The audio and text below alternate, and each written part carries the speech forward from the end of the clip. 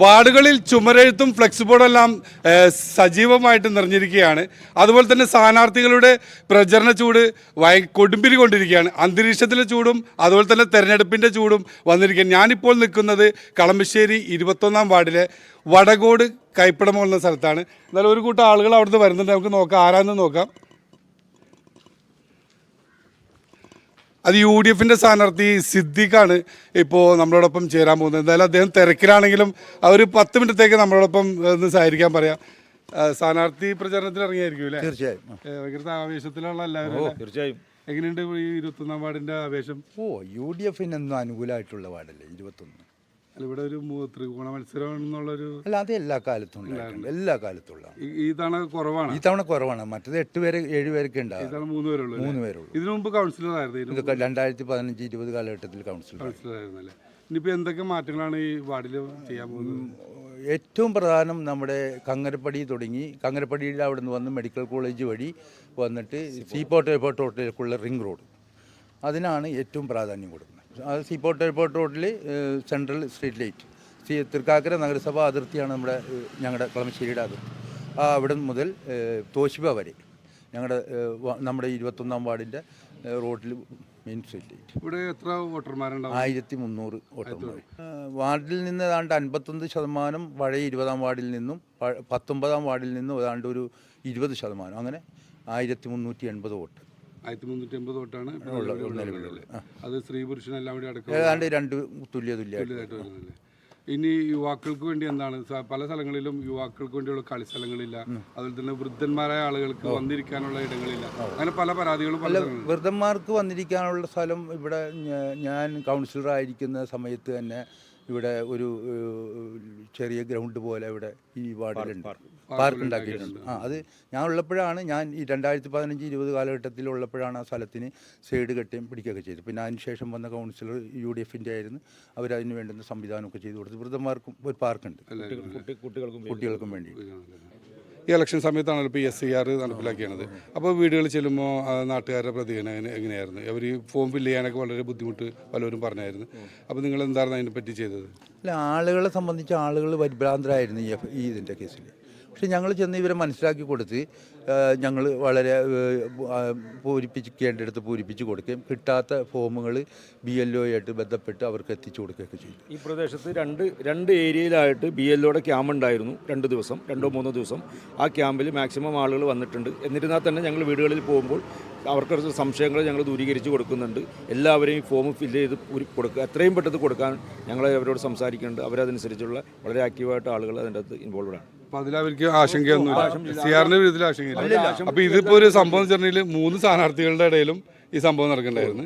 ഇപ്പം പണ്ടെന്ന് വെച്ചാൽ ഒരു വാർഡിൻ്റെ ഒരാൾ, പക്ഷേ ഇതാണ് ഭയങ്കര എല്ലാതിലേക്കും ചെന്നതോടുകൂടി നാട്ടുകാർക്കും ആശ്വാസമായി എന്നുള്ളതാണ്. മാത്രമല്ല, പള്ളികളും മദ്രസകളും കേന്ദ്രീകരിച്ചും തൃക്കാക്കര മുസ്ലിം ജമാഅത്തൊക്കെ കേന്ദ്രീകരിച്ചും അതുപോലെ തന്നെ BLOമാർ മറ്റേ പുതുശ്ശേരി മല അമ്പലത്തിൻ്റെ പ്രദേശത്തും ഒക്കെ ഞങ്ങളുടെ ഈ 3 BLOമാർ വളരെ സഹകരിച്ച് ഞങ്ങളുടെ ആളുകളൊക്കെ ആയിട്ട് വളരെ ആരും ഫോം കൈപ്പറ്റാത്ത ആയതുകൊണ്ട് എല്ലാ രാഷ്ട്രീയ പാർട്ടികളും എല്ലാ സ്ഥാനാർത്ഥികളും ഇതിൻ്റെ അകത്ത് ഫുള്ളായിട്ട് ഇൻവോൾവ് ആണ്.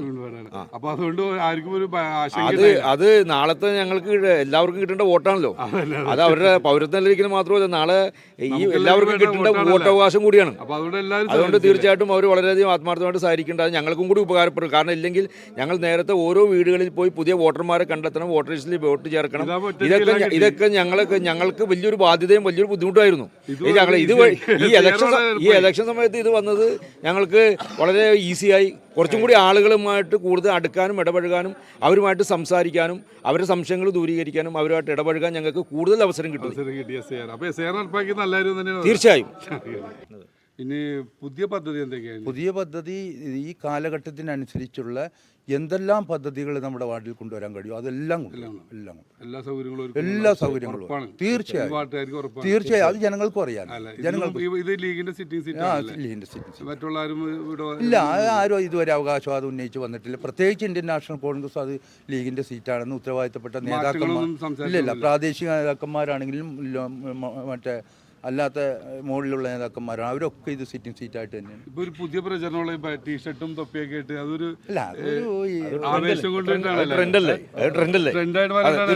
തീർച്ചയായും അപ്പൊ എല്ലാവരും യുവത്വത്തിലേക്ക് മാറാനാണ് തീർച്ചയായും.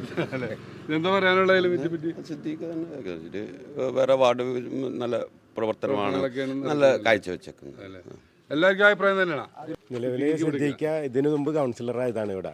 10 വർഷം മുമ്പ് 2015-20 കാലഘട്ടങ്ങളിൽ ഇവിടെ കൗൺസിലറായതാണ്. മുനിസിപ്പാലിറ്റിയിലെ ഒരുവിധ ഒട്ടുമിക്ക ഫണ്ടും വിനിയോഗിച്ച ഒരു വാർഡാണിത്. അപ്പൊ വേറെ സ്ഥാനാർത്ഥികൾ ഉണ്ടായില്ല, സിദ്ദീഖാനെ തന്നെ അയക്കേണ്ടത് തീരുമാനിക്കണത്. നല്ലൊരു വാർഡാണ് സാധാരണ. അപ്പൊ അങ്ങനെയാണ്. അപ്പൊ വികസന പ്രവർത്തനങ്ങൾ നാട്ടിൽ ചെയ്തിട്ടുള്ള ആളാണ് ശരിക്കും പറഞ്ഞാൽ.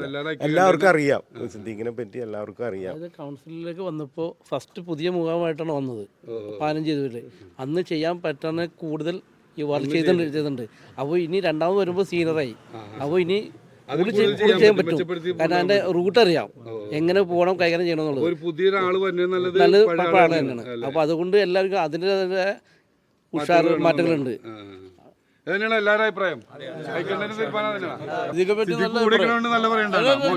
അല്ല, സിദ്ദീഖ് ഇവിടെ നേരത്തെ നിന്ന് മത്സരിച്ചിട്ടുള്ള ആളാണ്. വാർഡിൽ ചെയ്യാവുന്നതിന്റെ പരമാവധി ചെയ്തിട്ടുണ്ട്. അത് തന്നെ ഇനിയും തുടർന്ന് പോകും. ഞാൻ മറ്റുള്ളവരൊക്കെ ചോദിക്കട്ടെ, സിദ്ദീഖിനെ ഇപ്പൊ നിങ്ങള് ഇത് അങ്ങനെ പറയുന്നതല്ല, ശരിയായിട്ട് MLA ഫണ്ട് ഉപയോഗിച്ചിട്ടുണ്ട്.